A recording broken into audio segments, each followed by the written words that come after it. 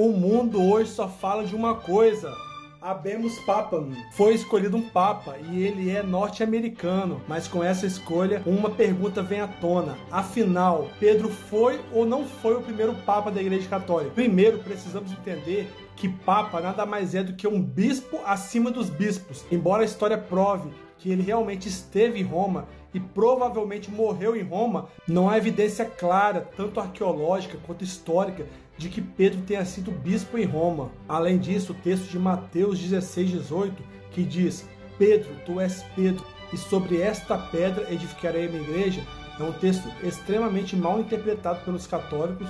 Eu vou explicar por quê. Nessa frase, Jesus usa duas palavras gregas diferentes: Petros, que é Pedro, e Petra, que é pedra.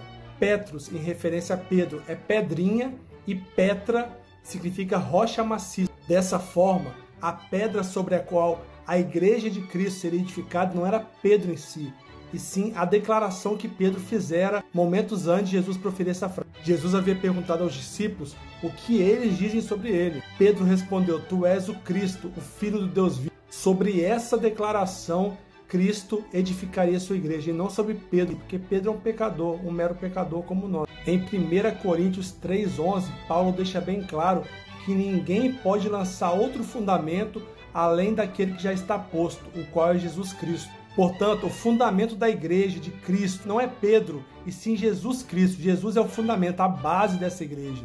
Outro fato importante é que Pedro não tinha na igreja primitiva um papel de liderança suprema e única entre os apóstolos. Em Atos 15, no Concílio de Jerusalém, é Tiago, o apóstolo Tiago, e não Pedro, que dá a palavra final e preside esse concílio, essa reunião. Além disso, em Gálatas 2, do 11 ao 14, o apóstolo Paulo corrige publicamente Pedro, acusando-o de hipocrisia.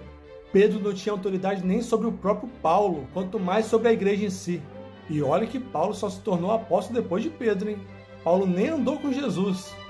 Enquanto no catolicismo atual as decisões são tomadas pelo Papa como um monarca, na igreja primitiva as decisões eram tomadas em colegiado, com várias pessoas reunidas. A doutrina do papado é um desenvolvimento posterior, muito depois de Pedro. Até o século VI, a palavra papa, que em latim quer dizer pai, era usada inclusive para bispos e não apenas para uma autoridade superior, e só surgiu tempos depois. Foi apenas com Gregório I, cerca de 600 anos depois de Pedro, depois de Cristo, que o termo papa começou a ter um significado mais de autoridade, de alguém acima dos bispos, e não apenas como um pai, alguém que aconselha, alguém que orienta. Se você gostou desse vídeo, segue aqui para mais vídeos como esse.